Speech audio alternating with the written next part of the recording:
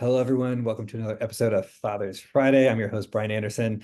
I am with the amazing and ever smiling Paul Sullivan. It's going to be an interesting chat because we're frenemies. I'll just put it out there. But he is a former New York Times writer. He is the founder of the Company of Dads out in New York City and a dad of three daughters as well. So a well-rounded, healthy individual if I've ever met one. So Paul, thank you for being with us today.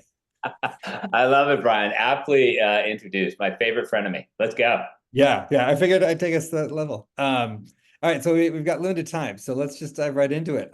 You've had an illustrious career in the journalism and writing space. New York Times, it's a big deal.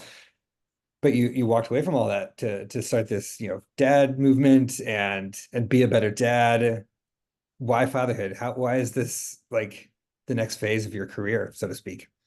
Yeah, in some ways, you said I've got three daughters, and that's central. My wife, works in financial services. She's a very, accomplished woman who's, fought a lot of headwinds. I mean, the why is, we use this term at the company of dads called lead dad, and the lead Yeah. dad go-to parent, whether he works full time, part time, devotes all of his time to his family.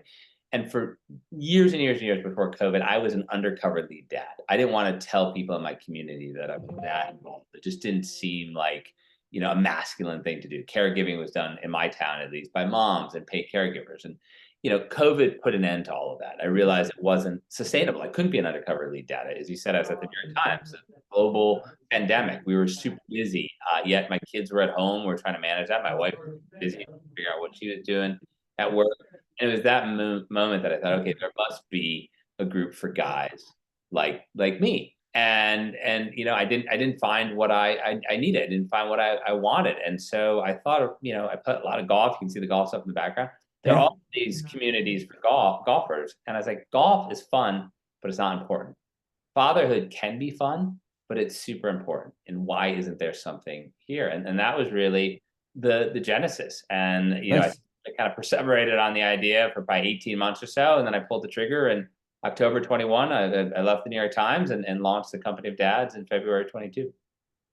Nice. I mean, I couldn't said it better. There's nothing more important than fatherhood, right? In so many ways.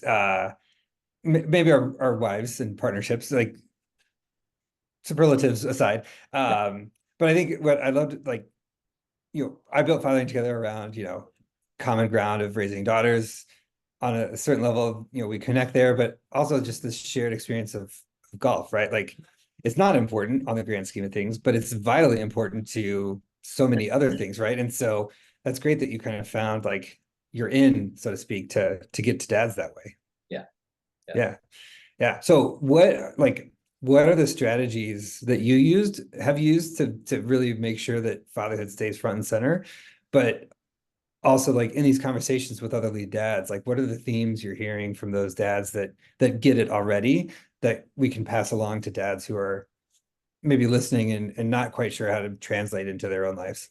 Yeah, I mean, the themes that I get as they first come to me are themes of isolation. In Yeah. my community, they've really struggled. We talk a lot about the playground and how you show up as a dad at the playground and you're not seen as a parent. You're seen as like, what's this man doing here? Like, why is he here? Does he not have a job? Of this? And any woman can show up at a playground and you don't, have that happen. And as that moves from they become part of the community of the company of dads, either they become lead dad of the week or on our podcast, we just have them to a community event. It's really that shared story that we have. We have this, vitally important shared story as being lead dads. And look, I'm a research-driven guy. As a business journalist at the New York Times, one of the first things I did before, all this other stuff I talked about is I try to find out how many lead dads there were in America. And there's all this data that makes it really easy. U.S. Census, Bureau of Labor Statistics, Pew. There are 25 million men in the United States who are lead dads or could be lead dads. That's a third of all fathers. So with that stat, I knew there was a big group, but how do we, bring them together? And so one way I do is I try to find, higher profile lead dads to get them out there front and center. And more than anything, it's not to sort of show them off, but it's to show that look at how these guys are doing this. They're successful, they're masculine. This is a choice they've made. I mean, we have a former Super Bowl champion on our board. We have a guy who won 8 Emmy Awards, on our board. And it shows like this is being a caregiver, not just father, but being a caregiver is important, but it's also something that you can do as a man. There's nothing gendered about it. And so it's Yeah. really that sense of camaraderie that we bring together. I love that. And just that, yeah. I've had conversations with lots of people of like the old models are broken or are not able to, meet what we need. And so I'm glad you're out there building new models with all these examples. Yeah. So I'm just curious, like, uh, what were some of the mistakes you made along the way, right? Like it's not always perfect, right? Even though you're a lead dad, you're still going to have kids that get upset with how you have to parent or how you have to just be present in the relationship. So curious what kind of relationships faux pas you've made with your kids and how you corrected them. Oh man. Well, how I've corrected them is probably the more important part, and Yeah. that's I've owned all my mistakes. And like when I make a mistake, I make a point. I probably make too much of a point to not only apologize, but to say that I was wrong and why I was wrong. Like I never want to gaslight my kids. One of the mistakes I made, and this is, saying this out loud makes me feel like an idiot. But I have three daughters, and I thought that I would learn something from each one. I was like, "There's three girls. This is going to be great." And of course, there are three different human beings who are radically different from each other. We talk in our family about if they were sort of wild animals, what would they be? Mhm. And the oldest one would be a zebra. She's super focused, very academic, maybe not always paying attention. Here comes a lion, just ate one of her friends. Oh, what happened? The next one is an ostrich. She's super focused, head in the sand, but then she can run really fast. Silly, fun. And the third one is a honey badger. And so nobody messes with the honey badger. If we know this story, the honey badger don't back down. If you go see Yeah. this movie 4, the honey badger has a central role. But it's like understand, and because of that, mistake, I'm now able to look at they're individuals, and it's great having three girls, and I love it. But they're also very different. So Yeah. the upside, as I jokingly say, is that one of them will always be happy with me. So Right. I take that. Exactly. Yes, 100%. And I often remind myself, and I tell people I coach and work with, like the manual you have for one kid is never going to be the manual for the other kid because the younger one will see that manual and kind of be like, I'll do you one better, right? Like, oh, you think you figured it out. Let's try it this way. Yeah. And keeps me on my toes, but yeah. So I'm curious, like with those three wild animals in your house, is there a trick that you found that supports all of them at once, or do you really have to kind of bespoke your fatherhood across all three? I guess there's two tricks. The first is my wife and I are sort of crazy adamant about having a family dinner, and Yeah, yeah, it, I mean, is it 7 nights a week? No, but it's probably five. It's probably five. When all five of us sit down, and that's when we sort of come together, and we tried all kinds of different things. At one point, we had a spoon, and you had to pass the spoon around if you wanted to talk. But then my youngest, the honey badger, she wouldn't give the spoon up, so that didn't work. We had to get rid of the spoon. But that brings us together, and it's not always easy. Like some of those dinners are fraught. People are tired. People are hungry. People don't like the meal. But sometimes people had a great day, and we're wired as humans to remember the extremes, and so I try to remember the great yeah, day. The yeah, second is, um, in the beginning, like we got to go as a family. All of us, we're all going to go somewhere, and that sometimes works, and that's sometimes wonderful. But I really make it a point literally on almost a scheduled, rotating basis to do something individually with each girl. And if each girl, certain ones have things that they want to do just with me, it doesn't mean I won't do it with the other girls, but we just do that thing together. And that's helped us, form that bond. But I think it's also helped form, a level of trust. That, and like I said before, like always owning when I make a mistake. That's the solidness of the bond that I have with each one.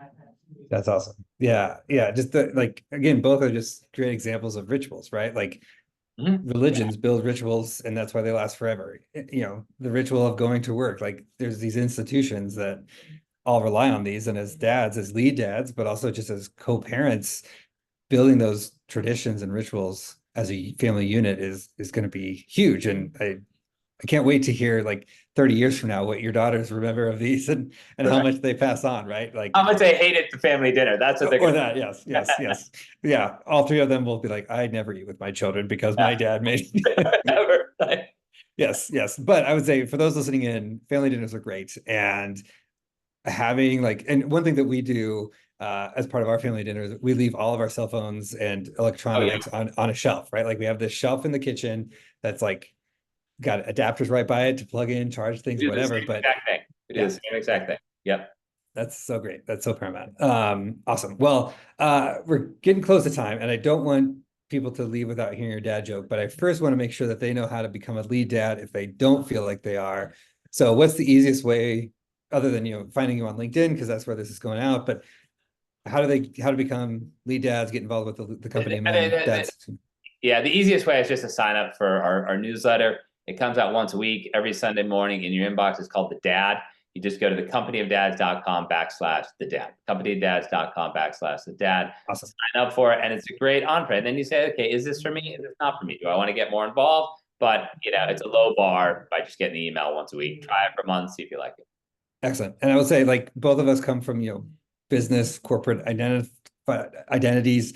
And so you work with corporations too, or at least you're trying to help build different corporate cultures, right? So if Yeah. Thank you for asking that, Brian. I mean, that was the key to when I started off. I mean, I was a business journalist. I wrote a couple books. I gave a lot of keynote talks around that. And my desire is to help change the dynamic in the workplace. And what I say is, if you allow men to be lead dads at work, the opposite being an event dad who just leaves for, ballet recital, soccer game, whatever. right, If you allow them to be lead dads at work, that's good for them as human beings. But guess what? It's also really good for all those working moms because they have a natural born ally. The people managers stop seeing parenting and caregiving as something as gendered. It then becomes good for all the caregivers because whatever you're doing for lead dads and working moms, you can easily do for caregivers. And at the end of the day, I tell companies, like, the reason you want to pay me to come in and do this isn't a soft, nice thing to do. This is a hard retention benefit. People right, don't leave for 3% more increase in their salary, but 30% more, they're out the door, nothing you can do about it. They don't leave right. for 3%. They leave for 3% more when they don't feel that the company values them, that they don't feel that the company understands how the world has changed since COVID, that the company doesn't trust them to organize their time in such a way that they're able to be lead dads, working moms, but also super dedicated, efficient, productive workers. So that's a huge part of what we do at the company dads and Love helping, it. companies rethink the way they manage the benefits for caregivers in general. Excellent. Yeah. So if you're a lead dad wannabe, if you are a corporate leader who wants to help dads and moms in your organization, like, definitely reach out to Paul. Couldn't think of a better friend of me to direct you to. But let us end with your dad joke to send us into the weekend. So let's hear it. Okay. All right. What are the strongest days? Uh, I don't know. I don't I don't even know how to answer that. What are the strongest days? Strongest Saturday and Sunday. The rest are weekdays. Ah, hey, gotta love the double entendre pun and all the good things there. And weekends are when we can best be lead dads, right? Because that's when our kids are off, we're off work. So works on so many levels, Paul. I love it. Thank you for being here. And thank you all for listening in. We'll be back next week with another episode. But until then, enjoy your weekends and be great dads. Bye, everyone. Peace.